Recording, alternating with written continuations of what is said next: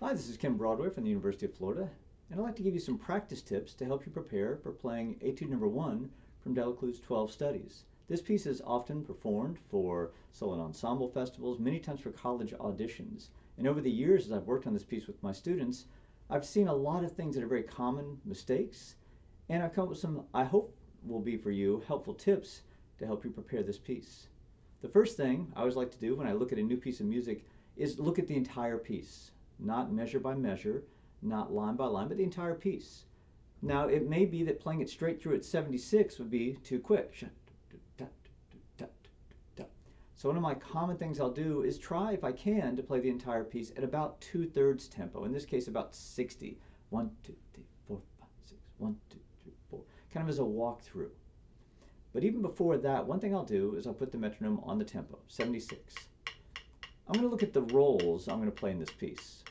I'm going to make sure that I've determined what my skeleton is going to be. Because at this tempo, I'm on the 3rd line, 2nd measure. Got a dotted quarter note roll. So it's going to take up one full pulse. 1, 2, 3, 4, 5, 6, 1, 2, 3. At this tempo, I'm playing 16th notes. Now if I were playing slowly, let's say I played from the beginning, 1, 2, 3, this speed. If I play that roll there, I might be playing, I'm playing basically what we call a sextuplet speed, or a 24th note, 16th note triplet. If I try to play that when I'm going fast, or 32nd notes, it would be very pressed, at least for me. So I want to determine what skeleton I'm going to use, and then if I play slowly, even from the beginning, I'm going to keep that skeleton intact.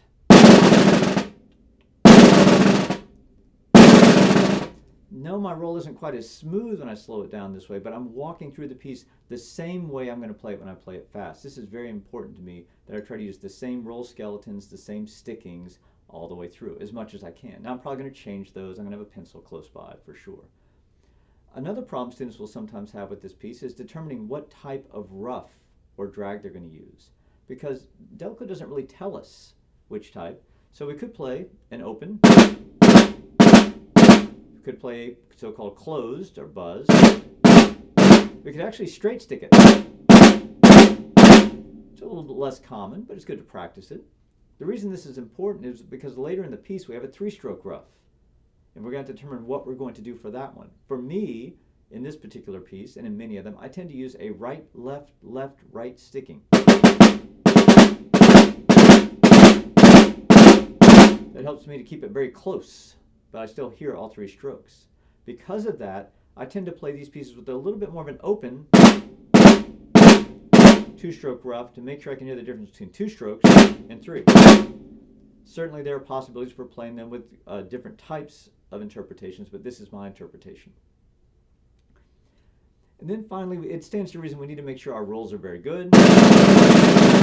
We have good flam, we have good rough, we have good rudiments. There's some rhythmic in here as well. So there are a lot of things we need to make sure we can do well before we even attempt playing the piece. We don't want to play all the right rhythms and all the right notes, but not get good sounds. All right, so then I'm going to put my metronome on. And a common problem I'll see with young students is when we're going slowly, they'll get this sort of sound at the beginning.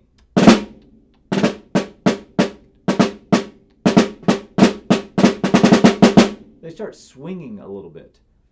Now we need to be very careful that the dotted 8th, 16th rhythm is accurate. I think the triplet that we have in the 3rd measure often causes that feel. So really watch out for that. So when I'm first learning a piece, I like to put the metronome on the micropulse, which would be in this case the subdivision of the 16th note.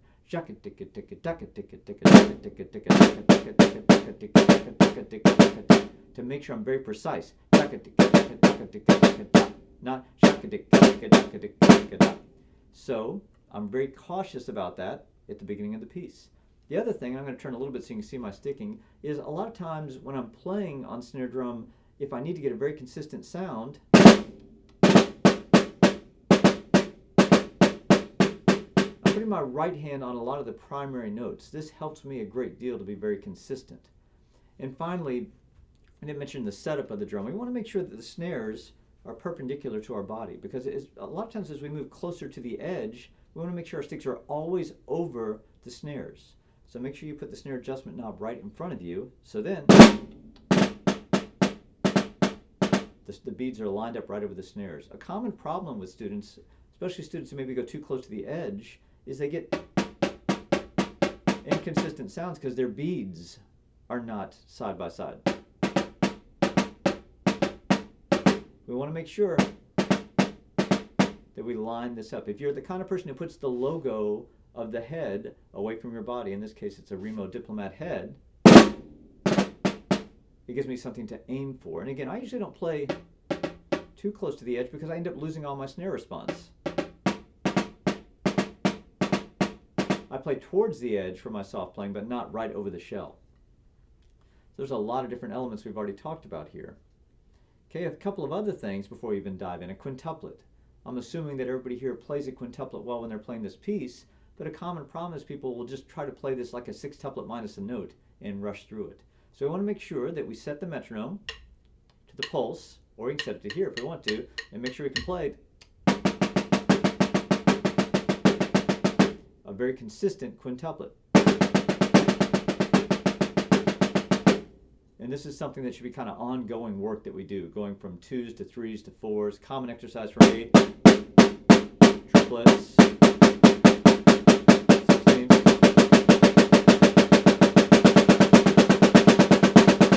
All the way up to octuplets, making sure I can get every division. In this case, of course, we don't have triplets. We're in 6/8. We have an 8th note, which is a triple division. So one thing that is always a challenge for me about these pieces is how these elements happen so quickly together. And many times we have a piece like this where there's so much going on, we'll tend to learn the piece a measure by measure or line by line.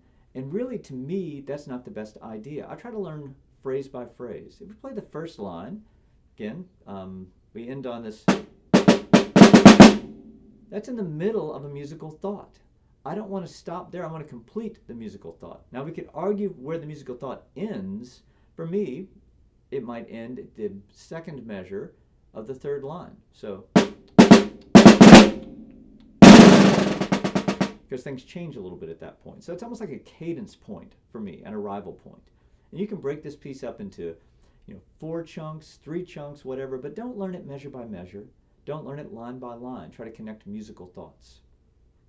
And finally, set your dynamic level right from the start. Mezzo forte means medium strong. If we start too soft, we have nowhere to go down. If we start too loud, we have nowhere to go up. So my first mezzo forte, there's maybe mezzo forte, forte, piano. We want to make sure that we get those levels set relative to one another so we can really make sure we're consistent. And again, this is before we've even really talked about playing straight through the piece. We look at some untied rolls. Delecluse says in his notes that these pieces are designed to work on the mastery of the roll. So we get to the second to the last line, last measure. We have these rolls that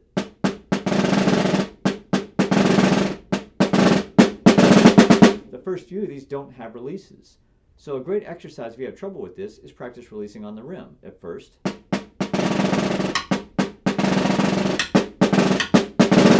Then practice releasing in the air.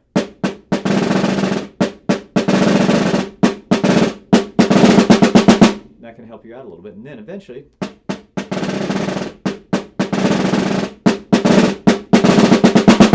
it really helps you get a consistent sound. So you won't get an inconsistent sound. And this is very common that I'll hear. They'll put an extra release in there because they're used to playing released rolls. So a lot to think about before we even start playing the piece. And finally, one last thing is there are grace notes that are in awkward places here. I'm going to look at one particular place. This is 2 lines from the bottom, second measure. We've got a rhythm with dots. That rhythm should not be changed by the grace notes. We don't want to add grace notes and all of a sudden and have the rhythm become inaudible or unclear. So I'll play this rhythm. Sorry, wrong. 1, 2, 3, 4, 5, 6. When I add the grace notes, I want to make sure that that rhythm is still clear. 2, 3, 4, 5, 6. That way I'm sure that I've not changed the rhythm all the way through. And then really putting this piece together is all about patience. Putting the metronome on 60, being willing to play it straight through a big chunk without stopping. So I'm going to play, my first phrase. It may not be perfect, but I'm really going to try to work on all of these elements very intently. So, ja, da, da, da, da, da.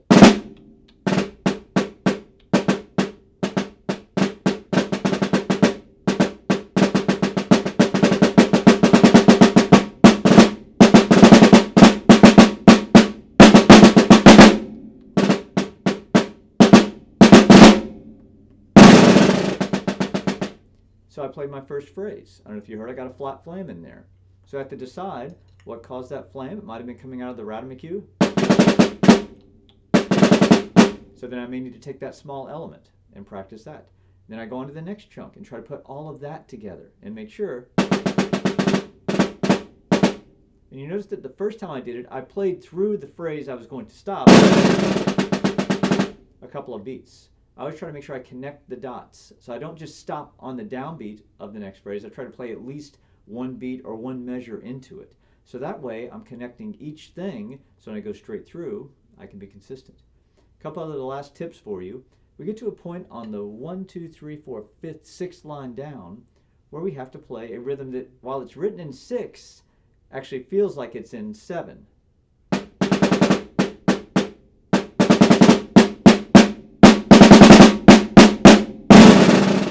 So we have to make sure. So we have to keep our click going, so we make sure. And again, one thing we might do is put it on the rim or something like that to make sure we don't rush it. Many times students will compress it and make that 7. Try to fit it into the 6 unintentionally. So really watch out for that. It's easy to push through there. We already mentioned the quintuplets on the next line, making sure we can get that very consistent in there where we're not making the sextuplet and quintuplet feel like the same value.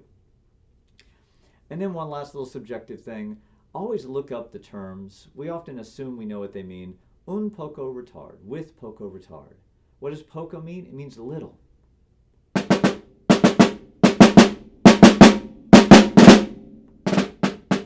And many times people will play a molto retard.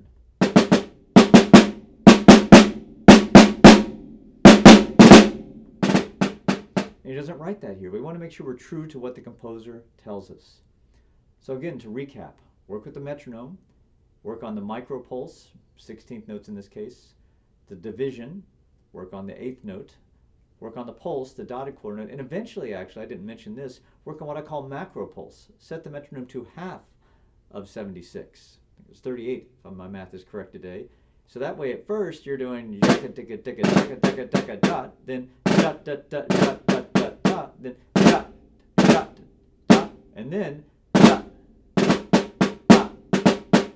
So you're putting the pulse every measure, every dotted half note. So all of a sudden we've gone from at the beginning making sure the metronome is keeping us honest to the rhythm to at the end making sure we keep great time and the metronome is testing our ability to do so. So I hope these tips have helped you a little bit in here.